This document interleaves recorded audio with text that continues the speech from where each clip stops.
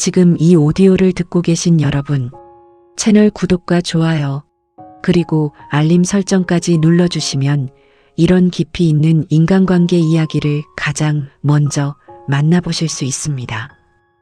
오늘 함께할 이야기는 우리가 살면서 가장 많이 겪지만 가장 서툴게 대처하는 상황에 관한 것입니다. 그것은 바로 상대방이 나를 오해할 때의 이야기입니다. 오해를 받는 그 순간 우리는 무엇을 합니까? 대부분의 사람들은 즉각적으로 자신을 설명하려 합니다. 아니, 그게 아니라요. 제 말은 그런 뜻이 아니었어요. 잘못 이해하신 것 같은데요. 이렇게 말하면서 더 많은 말로, 더 논리적인 설명으로 상대를 설득하려 합니다. 그런데 여러분, 그렇게 했을 때 오해가 풀린 경험이 얼마나 있으십니까? 오늘 이 이야기를 끝까지 들으시면 왜 그 방법이 실패할 수밖에 없는지, 그리고 카네기가 평생을 통해 발견한 훨씬 더 강력하고 우아한 방법이 무엇인지를 알게 되실 것입니다. 편안한 자리에 앉으시거나 혹은 걷는 중이시라면 자연스럽게 이 이야기 속으로 들어오십시오. 데일 카네기, 그의 이름은 인간관계론이라는 한 권의 책과 함께 전 세계에 알려졌습니다. 1936년에 출판된 이 책은 지금까지 전 세계에서 3천만 부 이상 팔린 인류 역사상 가장 많이 읽힌 자기계발서 중 하나입니다. 하지만 카네기의 철학은 단순히 처세술이나 말 잘하는 기술이 아닙니다. 그것은 인간의 심리에 대한 깊은 통찰에서 비롯된 것입니다. 그는 수십 년에 걸쳐 수천 명의 사람들을 직접 만나고 그들의 이야기를 듣고 그들이 관계 속에서 어떻게 실패하고 성공하는지를 관찰했습니다. 그리고 그 관찰 끝에 내린 결론이 오늘 우리가 이야기할 핵심 주제입니다. 사람들은 자신이 옳다는 것을 증명받기를 원하는 것이 아니라 자신이 이해받기를 원한다. 이 한 문장이 오늘 이야기 전체의 열쇠입니다. 오해를 받는다는 것이 어떤 느낌인지 다들 아실 것입니다. 당신이 선의로 한 말이 악의로 해석될 때의 억울함, 열심히 한 일이 게으름으로 오해받을 때의 답답함, 진심으로 걱정해서 한 말이 간섭으로 받아들여질 때의 서글픔.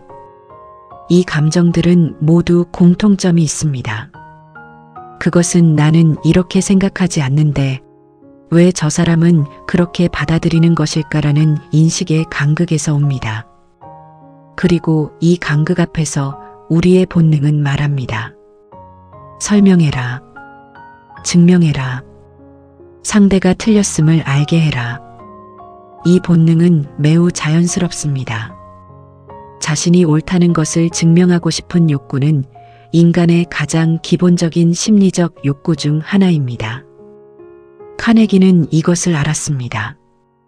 그리고 동시에 이 욕구를 그대로 따를 때 발생하는 비극적인 결과도 알았습니다. 자신이 옳다는 것을 증명하려는 시도, 즉 설득의 시도는 왜 대부분 역효과를 낳는 것일까요? 이것을 이해하기 위해 인간의 심리를 조금 더 깊이 들여다봐야 합니다. 사람이 누군가를 오해할 때 그 오해는 단순히 정보의 부족에서 오는 경우보다 감정적인 반응에서 오는 경우가 훨씬 많습니다. 상대방이 당신을 오해하는 순간 그 오해 뒤에는 어떤 감정이 있을 수 있습니다. 상처받은 감정, 불안, 질투, 두려움, 혹은 과거의 경험에서 비롯된 편견. 이런 감정들이 오해의 실제 원인인 경우가 많습니다. 그런데 당신이 그 오해에 대해 논리적으로 설명을 시작하면 어떤 일이 일어날까요? 상대방은 자신의 감정이 무시당하는 느낌을 받습니다. 아, 이 사람은 내 감정보다 자기가 옳다는 것이 더 중요한 거구나. 이 인식이 생기는 순간 상대방은 방어벽을 더 높이 쌓습니다. 그리고 그 벽 너머로 아무리 논리적인 설명을 던져도 그것은 닿지 않습니다. 오히려 벽은 더 두꺼워집니다. 카네기는 이것을 아주 명확하게 표현했습니다. 논쟁에서 이기는 유일한 방법은 논쟁을 피하는 것이다. 이 말은 도망치라는 것이 아닙니다. 상대와 싸워서 이기는 것이 아니라 상대가 스스로 마음을 열도록 만드는 것이 진짜 소통이라는 뜻입니다. 그리고 마음을 열게 만드는 것은 논리가 아닙니다. 이해입니다. 공감입니다. 상대방이 이 사람이 나를 이해하려 한다고 느끼는 순간 방어벽은 서서히 낮아지기 시작합니다. 그리고 그 낮아진 벽 너머로 비로소 진짜 소통이 시작됩니다. 이것이 카네기가 말하는 설득이 아닌 이해의 접근의 핵심입니다.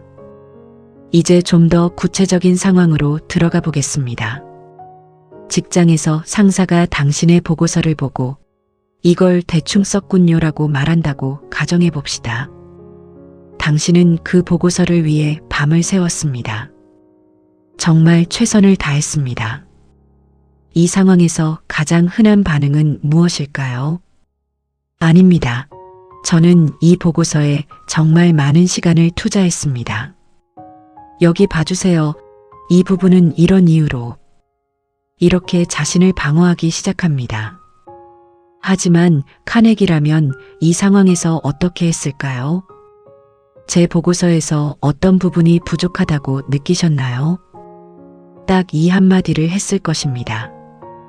이 질문은 당신이 틀렸다는 것을 인정하는 것이 아닙니다. 상대방의 관점을 이해하고 싶다는 신호입니다. 이 질문을 받은 상사는 어떻게 될까요? 방어 모드가 해제됩니다. 그리고 자신이 왜 그렇게 느꼈는지를 이야기하기 시작합니다. 그 과정에서 오해가 드러나기도 하고 실제로 개선이 필요한 부분이 나타나기도 합니다.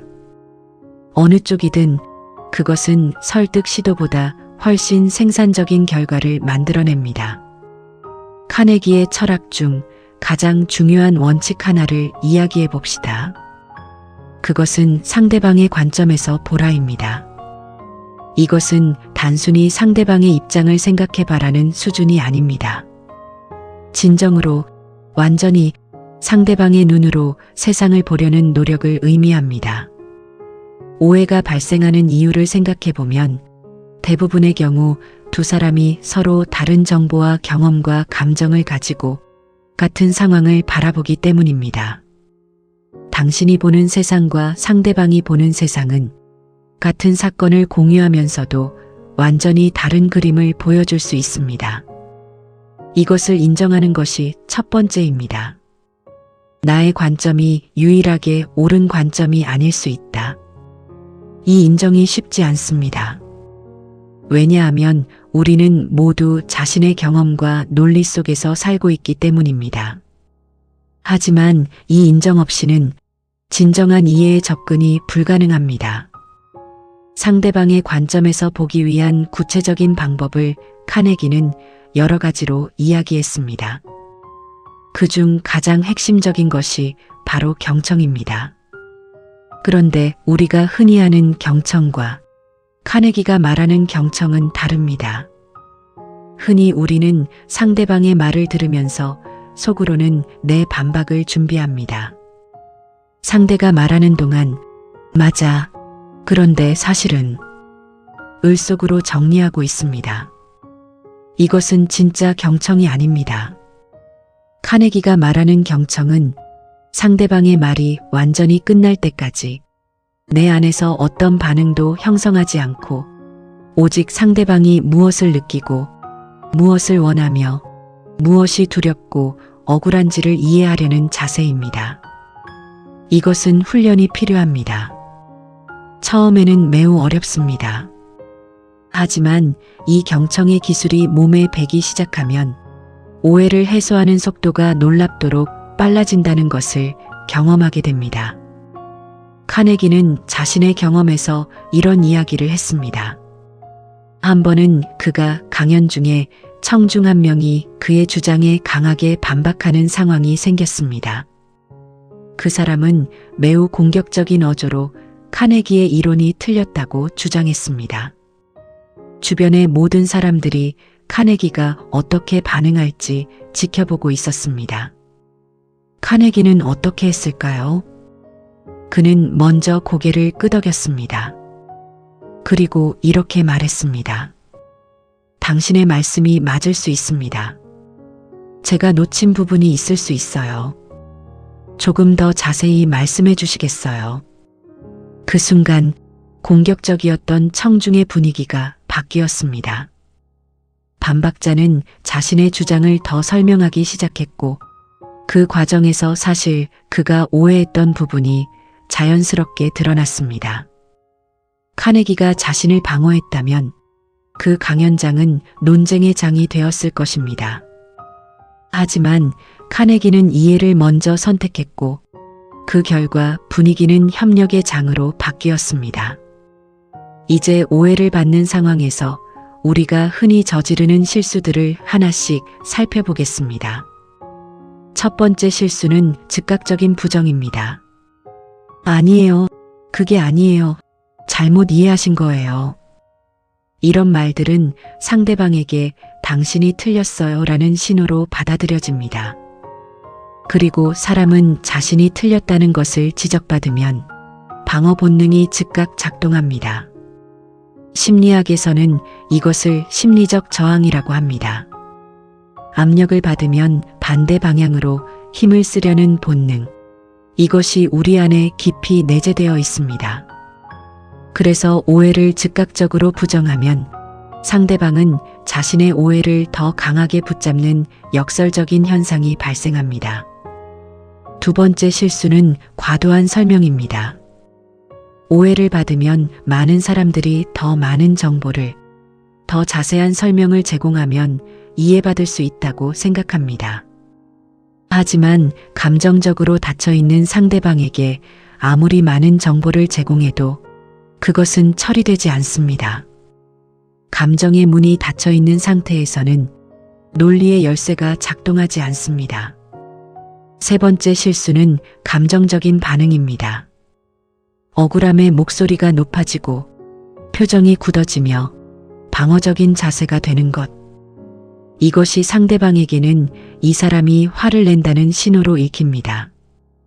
그리고 상대방 역시 방어 모드로 들어가면서 소통의 채널은 완전히 차단됩니다. 카네기가 제시하는 올바른 접근 방식을 이야기해 봅시다. 오해를 받는 순간 가장 먼저 해야 할 것은 멈추는 것입니다. 즉각적인 반응을 억제하는 것, 이것이 첫 번째 단계입니다. 이 멈춤은 매우 짧은 시간이어도 됩니다. 단 두세 번의 깊은 호흡이면 충분합니다. 이 멈춤 속에서 자신에게 묻습니다. 이 사람은 지금 어떤 감정 상태인가? 이 사람은 왜 이렇게 받아들였을까? 이 사람이 진짜 필요로 하는 것은 무엇인가? 이 질문들을 자신에게 던지는 순간 당신의 뇌는 방어 모드에서 이해 모드로 전환됩니다. 그리고 이 전환이 이후의 모든 대화의 방향을 바꿉니다. 다음 단계는 인정입니다. 여기서 인정은 자신이 틀렸다는 것을 인정하는 것이 아닙니다. 상대방의 감정과 관점이 그 사람에게 있어 실제한다는 것을 인정하는 것입니다. 당신이 그렇게 느꼈군요. 그렇게 받아들이셨을 수 있겠네요. 그 입장에서는 그렇게 보일 수 있겠습니다. 이런 말들은 당신이 상대방의 오해에 동의한다는 것이 아닙니다. 상대방의 경험이 그 사람에게 실제한다는 것을 인정하는 것입니다.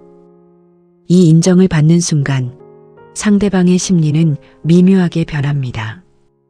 이 사람이 나를 이해하려 한다는 느낌이 생기기 시작합니다. 그리고 그 느낌이 방어벽을 조금씩 낮추기 시작합니다. 그 다음은 질문입니다. 카네기는 자신의 주장을 내세우기 전에 질문하는 것이 훨씬 강력하다고 말했습니다. 제가 어떤 부분에서 그런 오해를 드린 것 같으세요? 좀 더 자세히 말씀해 주시겠어요? 어떻게 하면 더 잘 설명드릴 수 있을까요? 이런 질문들은 몇 가지 효과를 동시에 만들어냅니다. 첫째, 상대방이 자신의 생각을 더 구체적으로 표현하게 만들고 그 과정에서 스스로 오해의 일부를 깨닫게 되는 경우가 많습니다. 둘째, 당신이 열려있고 방어적이지 않다는 신호를 상대방에게 보냅니다. 셋째, 대화의 주도권이 당신에게 오게 됩니다. 질문하는 사람이 대화를 이끌게 되어 있습니다. 그러나 이 주도권은 상대방을 제압하기 위한 것이 아닙니다. 함께 오해를 풀어가는 방향으로 대화를 안내하기 위한 것입니다. 카네기가 특히 강조했던 것 중 하나가 바로 이름을 부르는 것과 상대의 중요성을 인식시키는 것입니다. 그는 말했습니다. 어떤 사람에게도 그 자신의 이름은 세상에서 가장 달콤하고 중요한 소리다. 오해 상황에서 이것이 어떻게 적용될 수 있을까요? 단순히 이름을 부르는 것 이상입니다. 상대방이 이 상황에서 중요한 사람임을, 상대방의 의견이 가치 있음을 느끼게 하는 것입니다. 김 과장님, 당신의 관찰은 정말 중요한 부분을 짚어주셨어요. 이 말은 상대방의 오해가 옳다는 것이 아닙니다. 상대방의 존재와 관점을 귀하게 여긴다는 신호입니다. 이 신호를 받은 사람은 더 이상 자신을 방어할 필요를 느끼지 않습니다. 그리고 방어가 해제된 자리에 진짜 소통이 들어옵니다. 여기서 잠깐 오해와 관련된 흥미로운 심리학적 사실 하나를 이야기해 봅시다. 인간의 뇌는 자신이 믿고 싶은 것을 확인하는 방향으로 정보를 처리하는 경향이 있습니다. 이것을 확증 편향이라고 합니다. 누군가 당신에 대해 부정적인 오해를 갖게 되면 이후의 모든 정보를 그 오해를 확인하는 방향으로 해석하기 시작합니다. 당신이 아무리 좋은 말을 해도, 친절한 행동을 해도 역시 저 사람은 그런 사람이야 라는 식으로 왜곡되어 받아들여집니다. 이 확증 편향을 극복하는 방법은 논리적 반증이 아닙니다. 그것은 감정적 연결입니다. 상대방이 당신에 대해 이 사람은 나를 이해하려 한다는 새로운 경험을 하게 될 때 기존의 편향이 흔들리기 시작합니다. 그리고 그 흔들림이 오해를 풀어가는 진짜 시작입니다. 이제 관계 유형별로 오해 상황을 어떻게 다룰 수 있는지 구체적으로 이야기해 봅시다. 먼저 가족관계에서의 오해입니다. 가족관계에서의 오해는 특히 다루기 어렵습니다. 왜냐하면 가족 간에는 오랜 역사가 있고 그 역사 속에서 형성된 감정의 패턴이 있기 때문입니다. 부모와 자녀 사이에서 자녀가 엄마는 항상 내 말을 오해해라고 느낄 때 그것은 단순히 최근의 한 사건에서 오는 것이 아닙니다. 수년간 쌓인 소통 패턴의 결과입니다. 이런 상황에서 카네기의 접근은 매우 중요한 시사점을 줍니다. 자녀의 관점에서 완전히 보려 노력하라. 자녀가 오해했다고 느껴질 때 먼저 물어보십시오. 내가 그렇게 느낀 이유가 뭔지 엄마한테 말해줄 수 있어. 이 질문 하나가 수십 번의 설명보다 강력합니다. 상대방이 자신의 이야기를 할 수 있는 공간을 만드는 것, 이것이 가족관계에서도 오해를 푸는 가장 강력한 방법입니다. 직장관계에서의 오해는 또 다른 복잡성을 가지고 있습니다. 직장에서는 권력 구조가 있기 때문입니다. 상사가 부하 직원을 오해할 때 부하 직원이 그 오해에 직접적으로 반박하는 것은 매우 어렵습니다. 그리고 그것이 현명하지 않은 경우가 많습니다. 카네기는 이런 상황에서 간접 접근을 이야기했습니다. 직접 당신이 틀렸어요가 아니라 제가 잘못 전달한 것 같아서요. 다시 설명드려도 될까요? 라고 접근하는 것입니다. 이 접근은 겉으로 보면 자신을 낮추는 것처럼 보일 수 있습니다. 하지만 실제로는 훨씬 더 효과적입니다. 왜냐하면 상사는 자신의 권위가 도전받는다는 느낌 없이 새로운 정보를 받아들일 수 있기 때문입니다. 그리고 오해가 풀릴 때 상사는 부하 직원에 대해 이 사람은 자기 의사를 잘 표현하면서도 겸손한 사람이구나라는 긍정적인 인상을 갖게 됩니다. 친구 관계에서의 오해는 가장 마음이 아픈 경우입니다. 오랫동안 친하게 지낸 친구가 나를 오해할 때의 배신감과 상처는 매우 깊습니다. 이런 상황에서 많은 사람들이 감정적으로 반응합니다. 너 나를 그렇게 생각했어. 나는 내가 나를 이해할 줄 알았는데. 이런 말들은 자신의 감정을 표현하는 것이지만 동시에 상대방을 비난하는 효과를 냅니다. 카네기의 접근으로 보면 이 상황에서도 이해가 먼저입니다. 내가 그렇게 느꼈구나. 내가 어떻게 했길래 그렇게 생각했어. 이 질문은 상처를 받은 상황에서 하기 매우 어렵습니다. 하지만 이 질문을 할 수 있을 때 우정은 더 깊어집니다. 서로가 오해 없이 통했다는 경험이 쌓일 때 관계는 훨씬 단단해지기 때문입니다. 카네기 철학에서 또 하나 중요한 개념이 있습니다. 그것은 상대방이 스스로 결론에 도달하게 하라는 것입니다. 이것은 오해 상황에서 특히 강력하게 적용됩니다.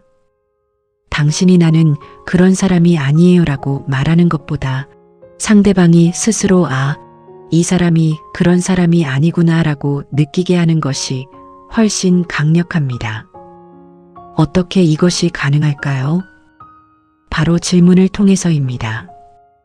내가 그렇게 보였을 때 구체적으로 어떤 상황이었어? 상대방이 이야기하면서 스스로 그 상황을 재검토하는 기회를 갖게 됩니다.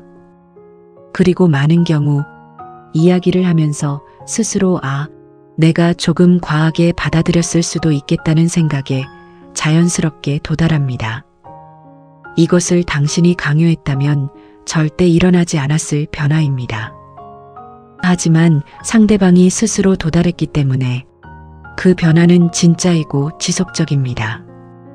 사람들이 서로를 오해하는 또 다른 큰 이유 중 하나는 비언어적 소통에서 옵니다. 우리가 하는 소통의 약 55%는 표정과 몸짓에서, 38%는 목소리 톤에서, 단 7%만이 말의 내용에서 전달된다는 연구 결과가 있습니다. 이것은 매우 충격적인 수치입니다. 우리가 그토록 정교하게 다듬은 말의 내용이 실제 소통에서 차지하는 비중은 겨우 7%라는 것입니다. 카네기는 이것을 일찍부터 알았습니다. 그래서 그는 내용뿐 아니라 어떻게 말하는지, 어떤 표정으로 말하는지, 어떤 분위기에서 말하는지를 매우 중시했습니다. 오해 상황에서 당신의 표정과 몸짓이 개방적이고 따뜻하다면 그것만으로도 상대방의 방어벽은 상당히 낮아집니다. 반대로 아무리 좋은 말을 해도 팔짱을 끼고 굳은 표정으로 이야기하면 상대방은 당신이 닫혀 있다고 느낍니다. 여기서 잠깐 글로벌 기업들이 카네기의 원칙을 어떻게 적용하는지 이야기해 봅시다. 세계 최고의 고객 서비스로 알려진 기업들은 공통적으로 한 가지 원칙을 갖고 있습니다. 고객이 불만을 제기할 때 먼저 사과하거나 설명하기 전에 고객의 말을 완전히 들어라. 그리고 고객이 느끼는 불편함을 인정하라. 이것이 바로 카네기의 2의 우선 접근법입니다. 한 항공사의 고객 서비스 연구에서 같은 문제를 제기한 고객에게 설명을 먼저 한 경우와 공감을 먼저 표현한 경우를 비교했습니다. 설명을 먼저 한 경우 고객 만족도는 40%에 불과했습니다. 하지만 공감을 먼저 표현한 경우 고객 만족도는 85%에 달했습니다. 같은 내용을 전달했음에도 불구하고 순서 하나가 만들어낸 이 차이는 카네기의 원칙이 얼마나 강력한지를 보여줍니다. 이제 자기 자신에 대한 이야기를 해봅시다. 오해를 받을 때 우리는 상대방을 설득하려 하기 전에 자기 자신에게 먼저 물어볼 것들이 있습니다. 이 오해가 완전히 근거 없는 것인가? 내가 정말로 오해를 살 만한 행동이나 말을 한 적이 없는가? 이 질문을 솔직하게 자신에게 던지는 것이 중요합니다. 카네기는 이렇게 말했습니다. 다른 사람을 비판하기 전에 우리 자신이 어떤 실수를 하는지 생각해 봐야 한다. 오해를 받을 때 그 오해의 씨앗이 나의 소통 방식 안에 있을 수 있습니다. 물론 완전히 근거 없는 오해도 있습니다. 하지만 많은 경우 오해의 실마리는 나의 모호한 표현, 이중적으로 해석될 수 있는 행동, 혹은 일관성 없는 태도에서 시작됩니다. 이것을 인식하고 개선하는 것이 오해를 예방하는 가장 근본적인 방법입니다. 자기 자신에 대한 깊은 이해가 왜 오해 해소에 중요한지 이야기해 봅시다. 우리는 자신을 너무 잘 알기 때문에 역설적으로 오해를 받으면 더 크게 당혹스러워합니다. 나는 선의로 했는데 왜 저렇게 받아들이지? 이런 생각이 드는 것은 우리가 자신의 의도에 집중하고 있기 때문입니다. 하지만 상대방은 우리의 의도가 아니라 우리의 행동과 말의 결과를 경험합니다. 카네기는 이것을 날카롭게 짚었습니다. 의도가 좋다는 것이 결과를 보장하지는 않는다. 좋은 의도를 가지고도 나쁜 결과를 만들 수 있습니다. 그리고 그 결과에 대해 책임지는 자세. 내 표현이 그렇게 전달되었구나. 그 부분은 내가 더 명확하게 했어야 했네라고 인정하는 자세가 오해를 해소하는데 놀라운 힘을 발휘합니다. 이제 오해 상황에서 매우 중요한 타이밍에 대해 이야기해 봅시다. 카네기는 타이밍이 전부다라는 말을 여러 번 강조했습니다. 오해를 받은 직후 감정이 극에 달해 있을 때 해소를 시도하는 것이 옳을까요? 아니면 감정이 가라앉은 후에 시도하는 것이 옳을까요? 이것은 상황에 따라 다릅니다. 하지만 일반적으로 감정이 격해진 상황에서는 이성적인 대화가 매우 어렵습니다. 이것은 뇌과학적으로도 설명됩니다. 극도로 감정이 격해졌을 때 뇌의 이성적 사고를 담당하는 전두엽의 기능이 억제되고 감정을 처리하는 변형계가 지배적이 됩니다. 이 상태에서는 아무리 논리적인 설명을 해도 그것이 제대로 처리되기 어렵습니다. 그래서 카네기는 말했습니다. 흥분한 상태에서 결코 중요한 대화를 시작하지 마라. 시간을 두는 것이 도망이 아닙니다. 더 효과적인 소통을 위한 준비입니다. 그러나 너무 오랫동안 오해를 방치하는 것도 문제입니다. 오해는 시간이 지날수록 더 굳어지는 경향이 있습니다. 왜냐하면 앞서 말한 확증 편향이 그 시간 동안 계속 작동하기 때문입니다. 오해를 가진 상대방은 그 시간 동안 자신의 오해를 확인하는 새로운 증거들을 찾아냅니다. 그 증거들이 대부분 왜곡된 것이라 해도 뇌는 그것을 실제하는 증거로 받아들입니다. 그래서 오해는 감정이 어느 정도 가라앉은 후에, 하지만 너무 오래 지나지 않은 시점에 해소를 시도하는 것이 가장 좋습니다. 이것이 카네기가 말한 적절한 타이밍의 의미입니다. 오해를 다루는 과정에서 카네기가 특히 중요하게 생각한 것이 하나 더 있습니다. 그것은 사람과 문제를 분리하는 것입니다. 오해를 받을 때 그 오해를 한 사람 자체를 문제로 보기 쉽습니다. 저 사람은 왜 저렇게 생각하는 거야? 저 사람은 원래 그런 사람이야. 이런 생각이 드는 순간 우리는 사람과 문제를 동일시하기 시작합니다. 하지만 카네기의 관점에서 오해를 한 사람은 적이 아닙니다. 그 사람은 단지 불완전한 정보를 가지고 있거나 감정적인 이유로 잘못된 결론에 도달한 것입니다. 이 관점을 유지할 수 있을 때 우리는 상대방을 설득해야 할 적으로 보는 것이 아니라 함께 오해를 풀어가야 할 파트너로 볼 수 있게 됩니다. 그리고 이 관점의 전환이 대화의 분위기 전체를 바꿉니다. 이쯤에서 역사 속의 이야기 하나를 해봅시다. 에이브러햄 링컨은 역사상 가장 위대한 지도자 중 한 명으로 꼽힙니다. 하지만 그의 삶에서 오해를 받은 경험은 셀 수 없이 많았습니다. 그는 대통령 재임 중 수많은 비판과 오해, 심지어 음해를 받았습니다. 링컨이 특별했던 것은 그 오해들에 대응하는 방식이었습니다. 그는 자신을 비판하는 사람들을 무너뜨리려 하지 않았습니다. 오히려 그 비판자들을 자신의 내각에 끌어들이는 전략을 택했습니다. 그들의 관점을 이해하고 그들이 가진 능력을 활용하며 오해를 기회로 전환시켰습니다. 이것이 바로 카네기가 말하는 이해의 접근법이 실제 역사에서 구현된 사례입니다. 링컨은 자신을 방어하는 데 에너지를 쓰지 않았습니다. 그 에너지를 이해하고 연결하는 데 썼습니다. 그리고 그 선택이 그를 위대한 지도자로 만들었습니다. 또 다른 역사적 사례를 들어보겠습니다. 테레사 수녀는 평생 동안 자신의 봉사활동에 대한 오해와 비판을 받았습니다. 일부에서는 그녀의 시설 운영 방식을 비판했고 그녀의 종교적 신념이 봉사활동에 영향을 미친다는 오해도 있었습니다. 하지만 테레사 수녀는 이런 비판과 오해에 대해 어떻게 반응했을까요? 그녀는 자신을 방어하는 데 시간을 쓰지 않았습니다.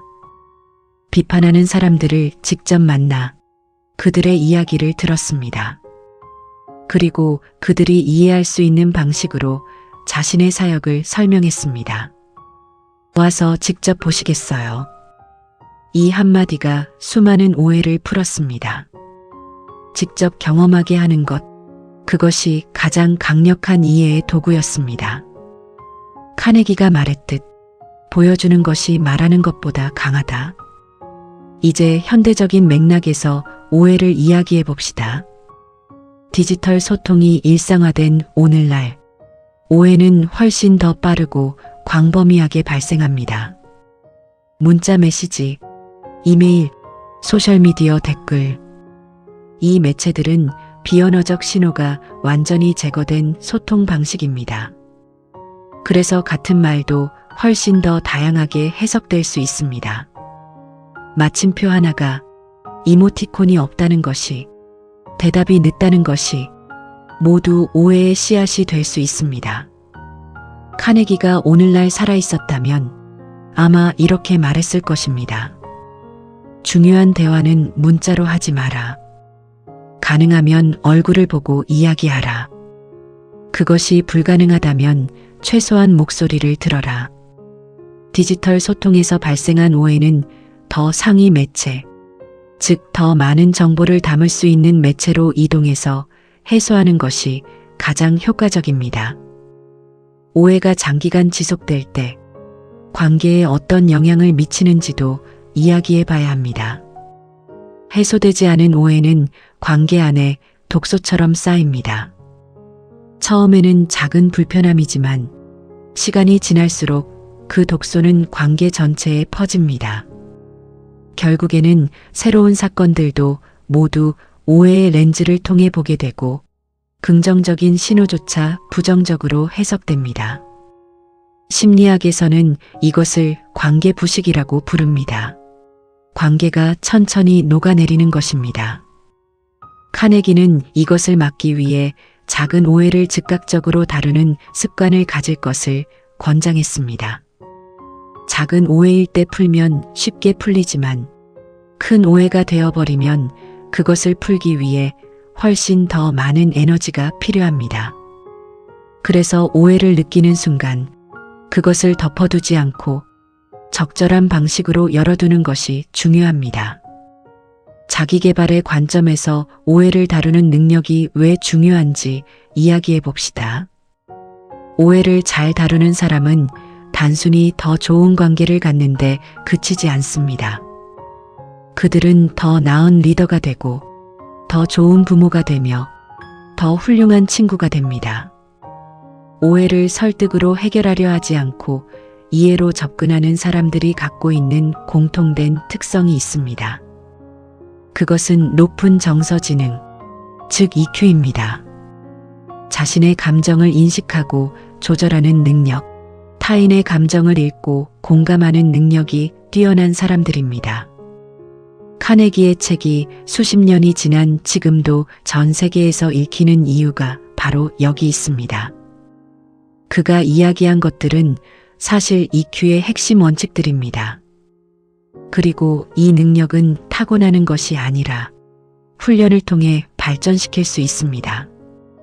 오해를 예방하는 방법에 대해서도 이야기해 봅시다. 카네기는 사후 대처보다 예방을 더 중시했습니다. 오해를 예방하는 가장 효과적인 방법은 명확한 소통입니다.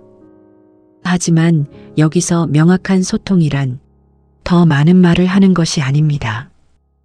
더 적확한 말을 하는 것입니다. 자신이 전달하려는 것이 무엇인지를 먼저 명확히 알고 그것을 상대방이 이해할 수 있는 방식으로 표현하는 것입니다. 이를 위해 카네기가 제안한 방법 중 하나는 상대방의 언어로 말하기입니다. 같은 내용이라도 상대방의 배경, 관심사, 가치관에 맞는 언어로 표현할 때 훨씬 더 잘 전달됩니다. 기술자에게 말할 때와 예술가에게 말할 때, 어린이에게 말할 때와 노인에게 말할 때, 같은 내용도 다른 방식으로 표현해야 합니다. 이것이 오해를 예방하는 가장 근본적인 방법입니다. 또 하나 중요한 오해 예방법은 확인하는 습관입니다. 중요한 내용을 전달한 후에 제가 전달한 것이 잘 이해되셨나요? 혹시 다르게 받아들여진 부분이 있으신가요? 이렇게 확인하는 것이 일종의 보험입니다. 많은 사람들이 이것을 귀찮거나 필요 없는 것으로 여깁니다. 하지만 이 한마디의 확인이 나중에 생길 수 있는 오해와 그것을 해소하는 데 드는 에너지를 크게 줄여줍니다. 카네기는 말했습니다.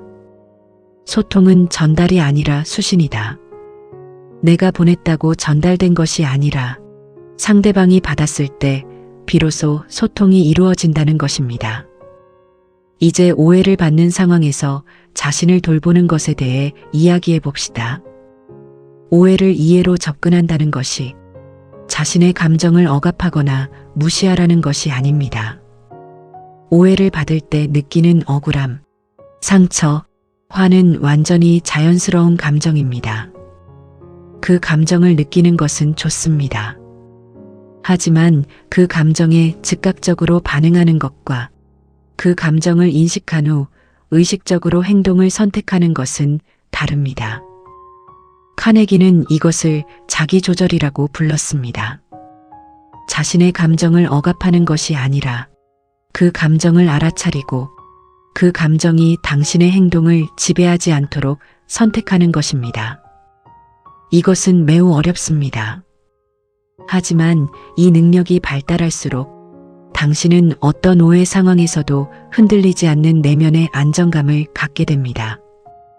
오해를 이해로 접근할 때 가장 어려운 순간이 있습니다. 그것은 상대방이 명백히 잘못된 오해를 갖고 있고 그 오해가 당신에게 실질적인 피해를 주고 있을 때입니다. 이런 상황에서 이해를 먼저 하라는 것은 그 피해를 감수하라는 것처럼 들릴 수 있습니다. 하지만 카네기의 원칙은 그런 것이 아닙니다. 이해를 먼저 한다는 것은 상대방을 이기는 방법을 포기하는 것이 아니라 상대방의 마음을 여는 더 효과적인 방법을 선택하는 것입니다.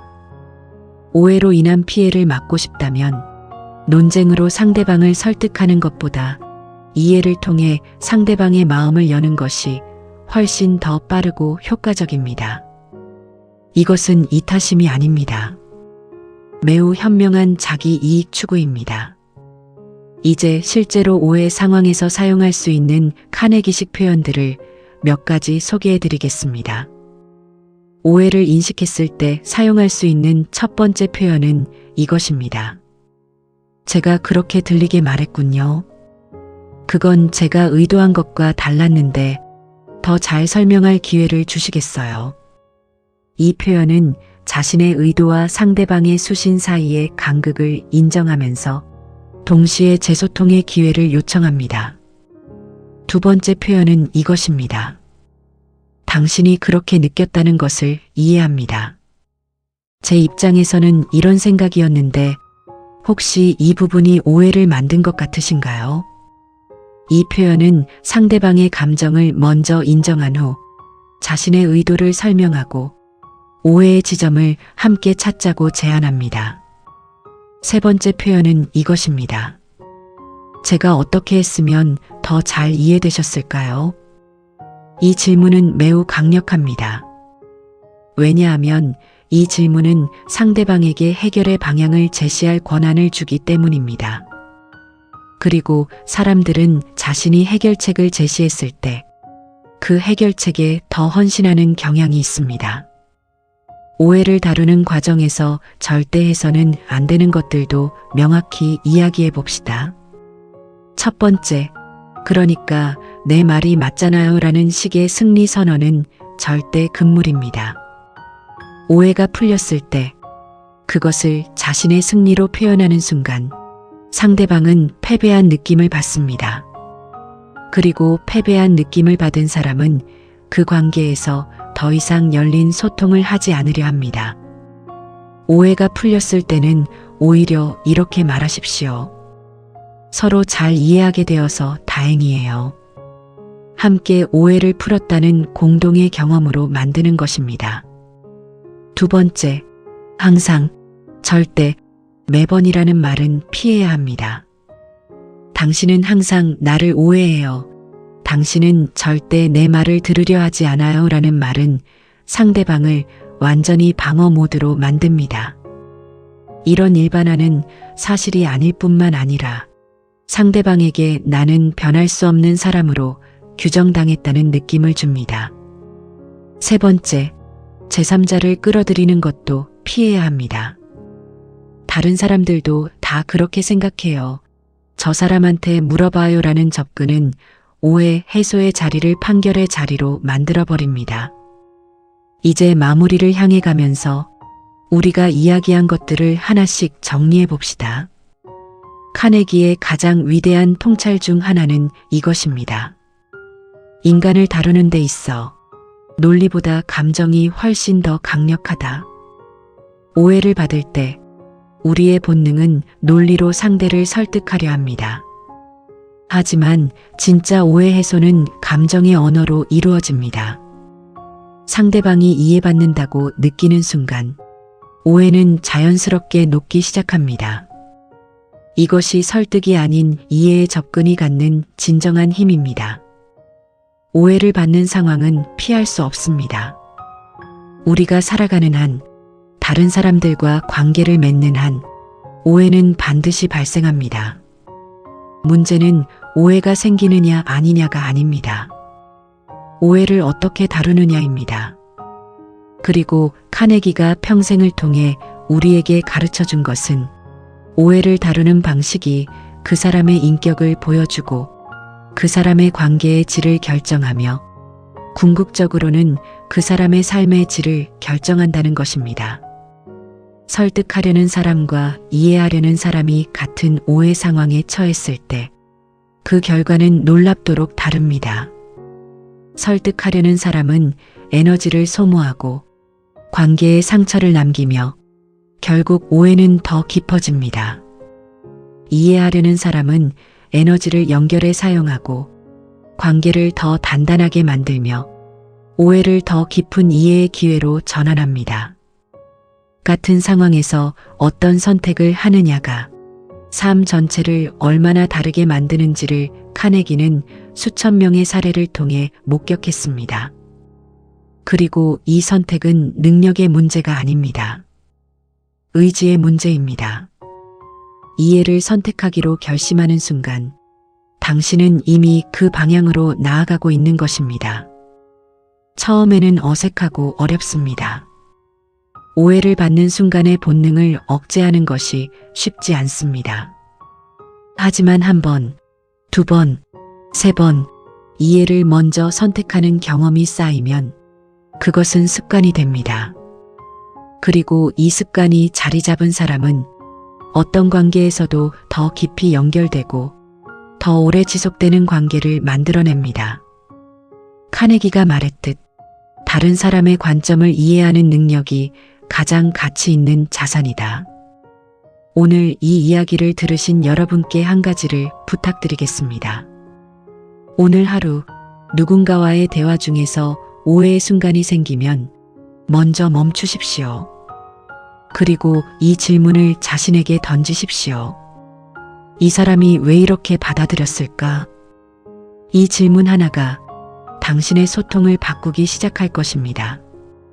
그리고 그 변화가 쌓이면 당신의 모든 관계가 달라질 것입니다. 카네기가 평생을 통해 발견하고 수천 명의 삶을 통해 검증한 이 진리가 오늘 여러분의 삶에서도 살아 움직이기를 진심으로 바랍니다. 오해받는 것은 고통입니다. 하지만 그 고통이 당신을 더 깊이 이해하는 사람으로 만들 수 있습니다. 설득으로 이기려는 사람이 아닌 이해로 연결하는 사람으로 성장할 수 있는 기회입니다. 카네기의 말처럼 당신이 만나는 모든 사람은 당신이 이해하지 못하는 전투를 치르고 있습니다. 그 전투를 이해하려 노력하는 순간 오해는 이해가 되고 갈등은 연결이 됩니다. 이것이 카네기가 우리에게 남긴 가장 위대한 선물입니다. 사람과 사람 사이의 오해가 아니라 이해의 다리를 놓는 기술. 그 기술은 책 안에만 있는 것이 아닙니다. 바로 지금 여러분이 다음으로 만나는 사람과의 대화 속에서 실천할 수 있습니다. 한 번의 이해가 한 사람의 마음을 열고 그 열린 마음이 또 다른 이해를 만들어냅니다. 이렇게 이해가 퍼져나갈 때 우리가 살아가는 세상은 조금씩 그러나 분명하게 더 나은 곳이 됩니다.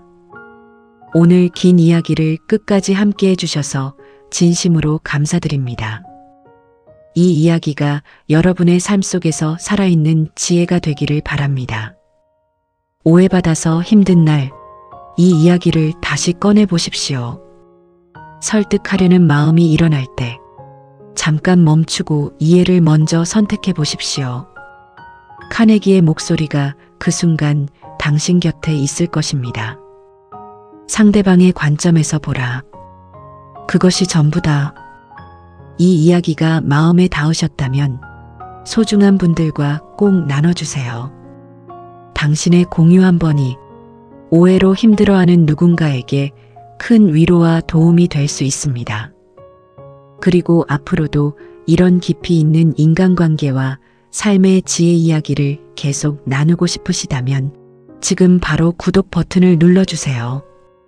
좋아요와 알림 설정까지 눌러주시면 새로운 이야기가 올라올 때마다 가장 먼저 만나보실 수 있습니다. 여러분의 구독과 좋아요, 그리고 알림 설정이 이 이야기들이 더 많은 사람들에게 닿을 수 있게 해줍니다. 오늘도 이해하는 사람으로 하루를 마무리하시길 바라며 다음 이야기에서 또 만나겠습니다. 감사합니다.